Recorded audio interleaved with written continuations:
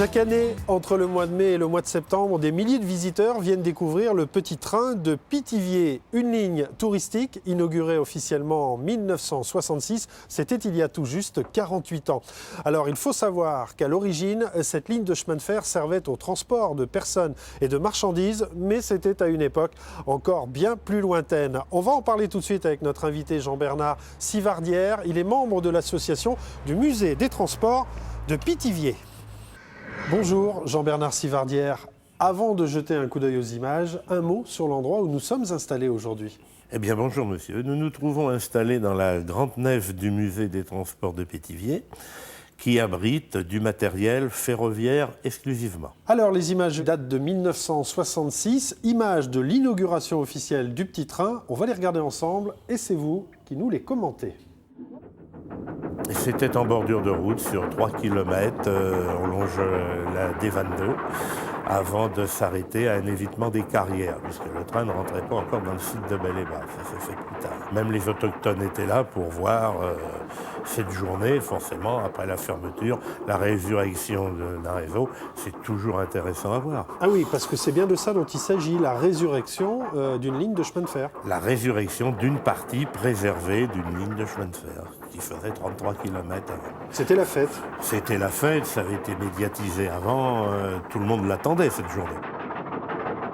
Alors Jean-Bernard Sivardière, on va remonter le temps, on va aller au début, au commencement, comme on dit. Nous sommes à la fin du 19e siècle.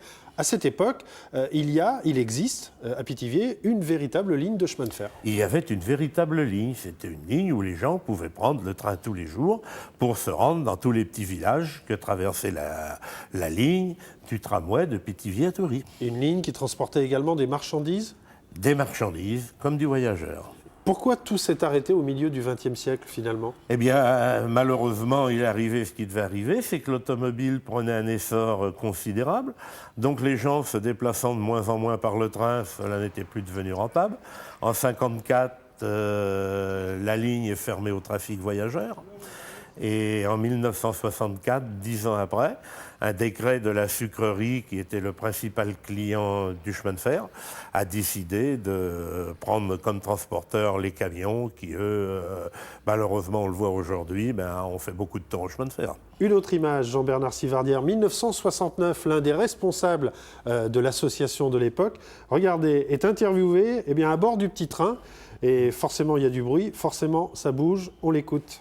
Monsieur Duclos, vous êtes le responsable et le conservateur du musée des transports à Pithiviers. Oui, exactement. Je suis un des 5 administrateurs et en effet, je m'occupe plus spécialement du musée et je suis responsable du musée. Depuis quand existe-t-il ?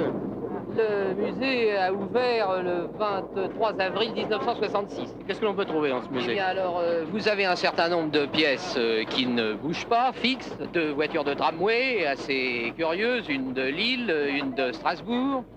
Nous avons 2 véhicules à voie métrique, une voiture salon des tramways de la Corrèze. C'est très joli d'ailleurs. Avec une très jolie plateforme que vous avez aperçue. Ce sont des vrais moments de télévision, mais ce sont également des moments importants pour votre association. Oui, ce sont des moments très importants puisque la personne qui est interviewée, c'est le conservateur du musée. Si le chemin de fer a démarré bien en 1966, il a fallu mettre en œuvre ce musée, récupérer la collection un peu partout.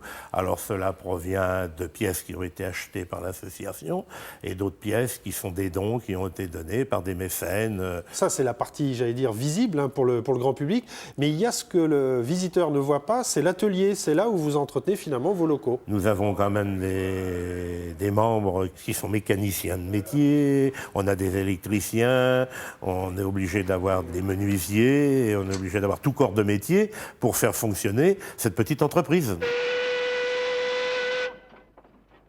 Monsieur, pourquoi êtes-vous venu passer votre dimanche après-midi au musée de Pithiviers ? C'est pour rappeler les vieux souvenirs.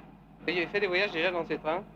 Ah ben c'était ça, quoi. C'était notre but de sortie à ce moment-là, étant jeune. C'est ça, donc vous venez ici pour vous rappeler les Ça nous souvenirs. évitait d'aller à pied, quoi. Le petit train circule quand arrivent les beaux jours. Eh bien, le petit train circule normalement à partir du 1er mai jusqu'à fin septembre, tous les dimanches et jours fériés, ainsi que tous les jeudis en juillet et août. Merci infiniment Jean-Bernard Sivardière d'avoir retrouvé la mémoire en notre compagnie. Longue vie au petit train de Pithiviers et nous on se dit à bientôt.